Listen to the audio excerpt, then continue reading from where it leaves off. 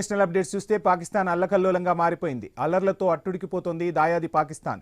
హింసాత్మక ఘటనలతో దద్దరిల్లుతోంది. పలువురు ప్రాణాలు కోల్పోవడంతో మరింత ఉద్రిక్తంగా పరిస్థితులు మారిపోయాయి. ఈ క్రమంలో ప్రధాన నగరాల్లో ఇంటర్నెట్ సేవలను అధికారులు తాత్కాలికంగా నిలిపివేశారు. పలు ప్రాంతాల్లో లాక్డౌన్ విధించారు అధికారులు. ఇక గాజాలో మరణాలు, ట్రంప్ శాంతి ప్రణాళికను నిరసిస్తూ టీఎల్పీ కార్యకర్తలు పెద్ద ఎత్తున ఆందోళనలు చేస్తున్నారు. ఇస్లామాబాద్, లాహోర్, రావల్పిండిలో నిరసనలు మిన్నంటాయి.